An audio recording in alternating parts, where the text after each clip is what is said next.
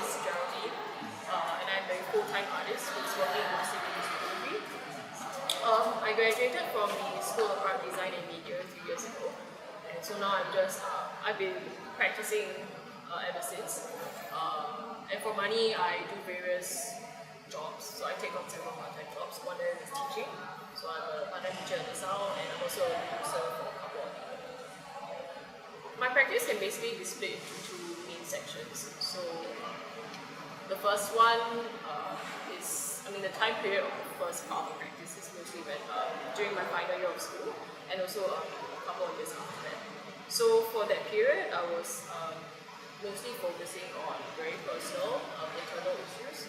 So at that time, I was really using photography as a means of negotiating these hard realities for myself. So it's a lot about personal identity. It was a lot about using others as a mirror for myself. So it's about negotiating a lot of private issues. So I involved my family a lot in my work, with special focus I think on my grandmother. Yeah. So the first work, the work that you saw from me was in the wall. So it kind of focuses on my family, and I basically got everyone to sort of take off their clothes with their camera. So that was a big cut. Guys, come on man, I'm doing an interview! In the series, I got my family to sort of strip for the camera, and this physical nakedness was sort of meant to be a parallel for the emotional vulnerability that I wanted to express, that I felt was actually quite lacking with them. So I wanted to use photography as a means of letting my family know what it's like to be an artist, the kinds of issues I was dealing with, the logistic issues as well, financial issues. So yeah, it was really my way of telling my family the things that I couldn't say to their face, in some way.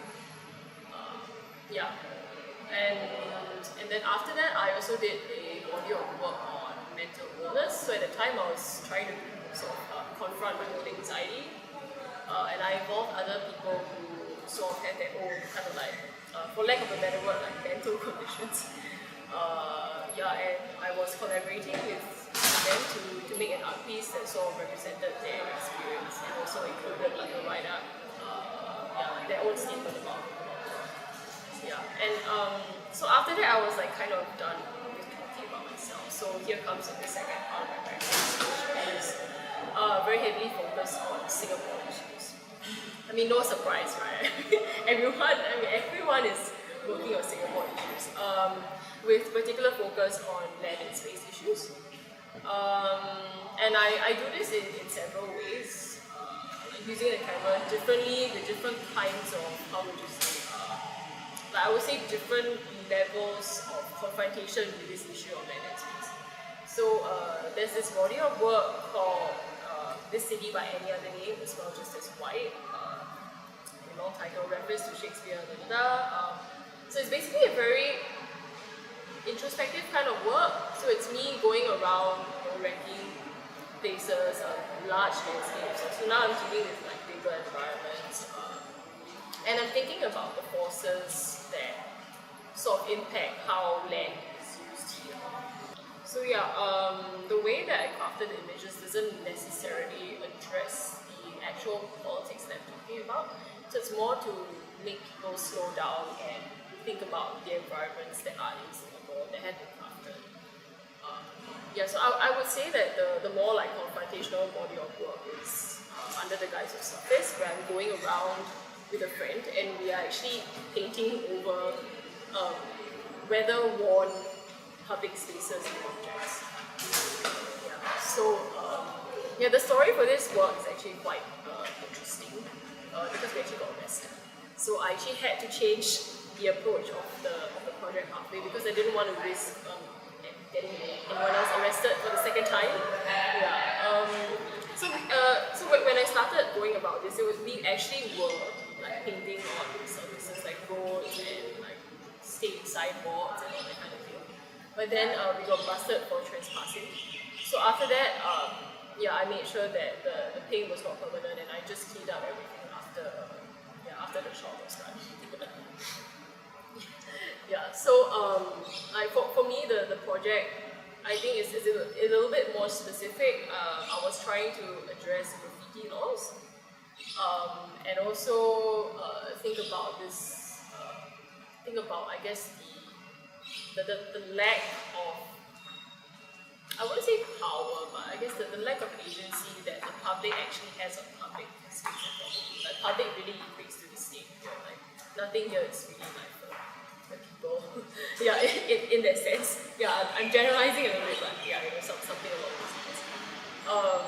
Yeah, and I also wanted to ask, like, what the value or what the true nature of this artistic gesture was. Like, what was the idea of painting? Like, is it meant to be like graffiti in some way? Because the colors that I used were based on the original color of the object, but they were slightly different. So in that sense, like that, so there is like that artistic intention. So it's not pure, it's not like pure maintenance of the object. And then on the other hand, like, going by the law, is this considered graffiti? Like, is this vandalism? Yeah. So I wanted to sort of toe the line between the two. So this one was actually a breakthrough piece for me, because by and large, like from really like the beginning of my practice till now, I've always been staging things, stuff with my family, right? Everything is coordinated, and even like the landscape stuff, I'm actually putting things into the environment, and of course with the paintings, it's obvious, right? Yeah. So this was the only, I would say, major body of work that I sort of photographed a little more spontaneously. Yeah, so, I think I guess you could call me a documentarian of sorts. So I'm actually looking at a construction site that's just beginning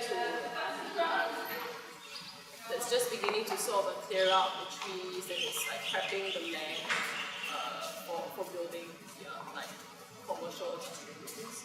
Yeah, so funnily, it's actually called a land rehabilitation project. The land needs to be rehabilitated. It's the kind of word that you use on druggies, right?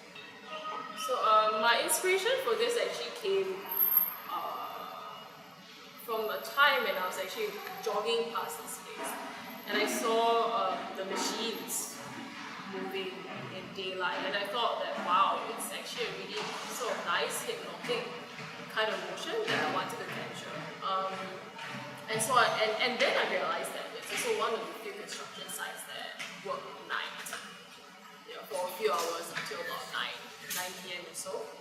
Yeah, and I figured that long exposure would be great because you could see all the light trails, and you make very nice sort of like an abstract, like, poem about space.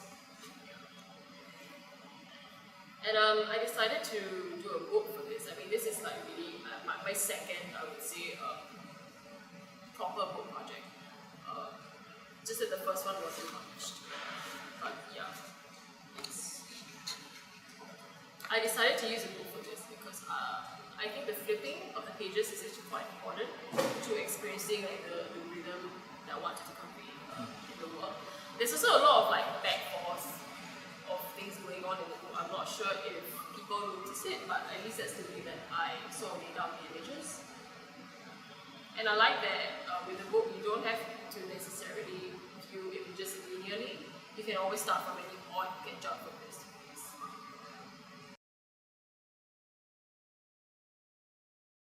I think the hardest part for me of being like a young artist is to really see people of my age, like my peers, sort of like skyrocketing overnight and gaining fame, having their work sold.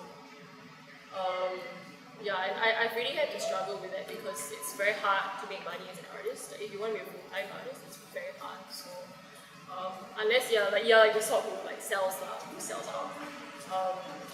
I don't mean sell out in like you sell your soul. I mean that your works really like they completely sell out. Yeah, but then for me, I think that it's also good for young artists to not be so pressured in that regard. I think the danger of really becoming famous at a young age is firstly, I think there is a tendency after a while that you want to make works that you know yourself. In some sense, like maybe that might compromise on maybe the depth of the work. So you want to make the work, let's say, accessible or a certain kind of aesthetic so that people will like it and they will buy it or put it in their houses or offices or whatever. But for me, I've tried very hard, and I think I am still resisting that kind of pressure because I want to make the work that I want to make.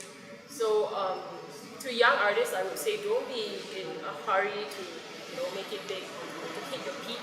Like you still have many years ahead of you, and for people who are successful when they're young, I think it's very hard for them, or rather there's even more pressure, right, and societal expectation for them to keep bettering themselves in their practice, to do something different, right? A lot of artists get stuck doing the same thing because they know it works.